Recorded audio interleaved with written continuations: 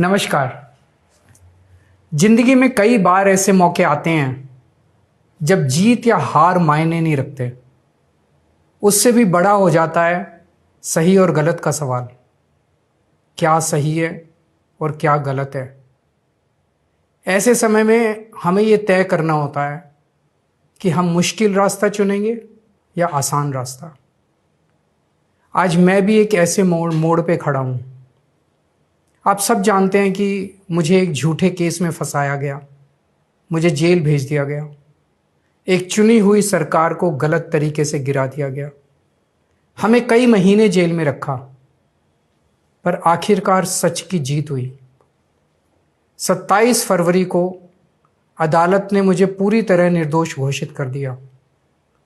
Court ने कहा केजरीवाल निर्दोष है, केजरीवाल ने कोई भ्रष्टाचार नहीं किया। कोर्ट ने सीबीआई की जांच पे ही सवाल खड़े कर दिए और जांच अधिकारी के खिलाफ एक्शन लेने के आदेश दे दिए। लेकिन सच का रास्ता आसान नहीं होता। सीबीआई ने तुरंत इस फैसले को हाई कोर्ट में चुनौती दी और ये केस जस्टिस स्वर्णकांता शर्मा जी के सामने लगा। तब मेरे मन में एक बहुत बड़ा सवाल उठा, क्या इनके सामने मुझे न्याय मिलेगा? मेरे मन में यह प्रश्न क्यों आया? इसके कई कारण हैं, पर 2 कारण मुख्य हैं। पहला कारण यह कि आरएसएस की जिस विचारधारा वाली सरकार ने झूठे आरोप लगा के मुझे जेल डाला, जज साहिबा ने स्वयं माना है कि उस विचारधारा से जुड़े संगठन अखिल भारतीय अधिवक्ता परिषद के मंचों पे वे कई बार जाती रही हैं। मैं और आम आदमी पार्टी उस विचारधारा के घोर विरोधी हैं। ऐसे में क्या उनके सामने मुझे न्याय मिल सकता है? दूसरा कारण कॉन्फ्लिक्ट ऑफ इंटरेस्ट। कोर्ट में मेरे विपक्ष में केंद्र सरकार की सीबीआई है और जस्टिस स्वर्णकांता जी के दोनों बच्चे केंद्र सरकार में काम करते हैं। उनके दोनों बच्चे केंद्र सरकार के वकीलों के पैनल में हैं। हमारे सामने कोर्ट में दूसरी ओर से वकील हैं सॉलिसिटर जनरल श्री तुषार मेहता जी। तुषार मेहता जी दोनों बच्चों को केस देते हैं। उन्हें कितने केस मिलेंगे, कौन से केस मिलेंगे, ये तुषार मेहता जी तय करते हैं। भारत सरकार के पैनल में लगभग 700 के करीब वकील हैं, लेकिन जस्टिस स्वर्णकांता जी के बेटे सबसे ज्यादा केस पाने वाले वकीलों में से एक हैं। उनके बेटे को 2023 से 2025 के बीच लगभग 5,904 केस डॉकेट मिले। इससे उनके बेटे को करोड़ों रुपए की फीस मिली। आज की तारीख में उन बच्चों का भविष्य और कमाई दोनों काफी हद तक तुषार मेहता जी पर निर्भर है। तो किसी के भी मन में यह चिंता स्वाभाविक है कि अगर जज साहिबा के बच्चों की कमाई और उनका भविष्य सामने खड़ा वकील तय कर रहा है, तो क्या जज साहिबा उस वकील के खिलाफ फैसला कर पाएंगी? मैं ये स्पष्ट करना चाहता हूं कि मुझे जुडिशरी पे पूरा भरोसा है। मैं जुडिशरी का बहुत सम्मान करता हूं। जब मेरे खिलाफ गलत साजिश हुई तो हमारे देश की जुडिशरी ने ही मुझे न्याय दिया था। जब मुझे झूठे केस में गिरफ्तार किया गया तो इसी जुडिशरी ने मुझे बेल दी थी। इसी जुडिशरी ने मुझे उसी झूठे केस में दोष मुक्त करार किया है। पिछले 75 वर्षों में जब जब देश पे आंच आई, हमारे देश की जुडिशरी ने देश को बचाया और नागरिकों के हितों की रक्षा की है। मैं जस्टिस स्वर्णकांता जी का भी बहुत सम्मान करता हूं।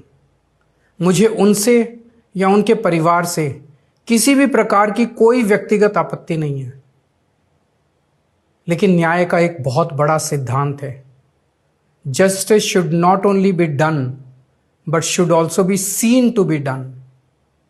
इसलिए मैंने जस्टिस स्वर्णकांता शर्मा जी से पूरे सम्मान के साथ अनुरोध किया कि वो इस कन्फ्लिक्ट ऑफ इंटरेस्ट जैसे कारणों की वजह से इस केस से खुद को अलग कर लें, लेकिन उन्होंने मेरी दलीलें खारिज कर दी और फैसला दिया कि वो स्वयं ही ये केस सुनेंगी।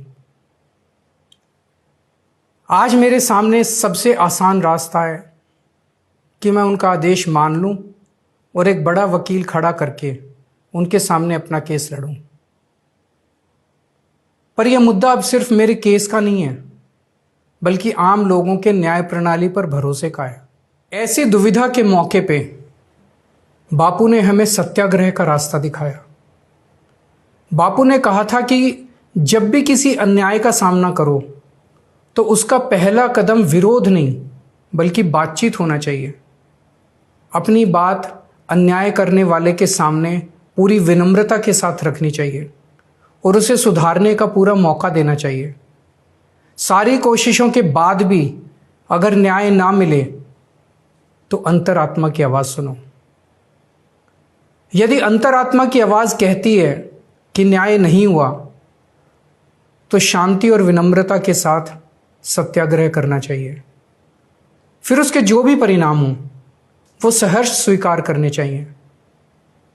पर इस पूरे प्रकरण में अन्याय करने वाले व्यक्ति के प्रति किसी भी प्रकार की नफरत या गुस्सा नहीं होना चाहिए। मैंने भी बातचीत से शुरुआत की, पूरी निष्ठा और विनम्रता के साथ जस्टिस स्वर्णकांता जी के सामने अपनी बात रखी। उन्हें इस केस से अलग होने के लिए याचना की। मैंने आग्रह किया कि मेरा केस हाई कोर्ट के किसी भी अन्य जज द्वारा सुन लिया जाए, लेकिन उन्होंने मेरी प्रार्थना अस्वीकार कर दी। उन्होंने फैसला दिया कि वे अपने आप को इस मामले से अलग नहीं करेंगी और ये केस वो स्वयं ही सुनेंगी। उनके दिए गए इस फैसले से मैं पूरी विनम्रता पूर्वक असहमत हूँ।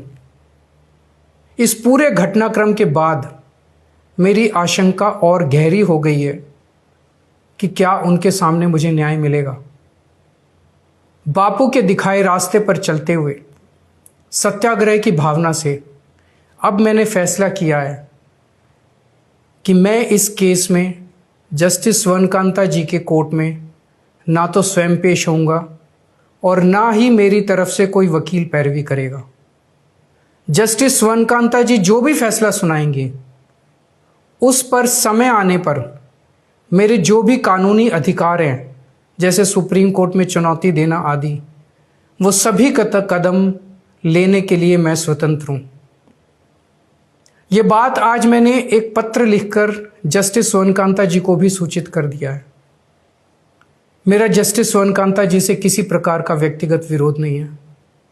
यदि भविष्य में भी कभी उनके सामने मेरा कोई अन्य केस लगता है जिसमें मेरे विरोध में बीजेपी, केंद्र सरकार या तुषार मेहता जी नहीं हैं, तो मैं उनके समक्ष जरूर पेश होऊंगा। आप पूछ सकते हैं कि यदि मैं जस्टिस स्वर्णकांता जी के रिक्यूजल ऑर्डर से असहमत हूं तो उसके खिलाफ सुप्रीम कोर्ट क्यों नहीं जा रहा? उसकी तैयारी कर रहा हूं। यह पूरा मामला बहुत नाजुक और संवेदनशील है। कानून को ध्यान में रखते हुए, जुडिशरी के सम्मान को ध्यान में रखते हुए और लोगों के न्याय व्यवस्था पर भरोसे को ध्यान में रखते हुए एक एक कदम उठाना है। मैं ये कदम अहंकार या किसी विद्रोह या विरोध की भावना से नहीं उठा रहा।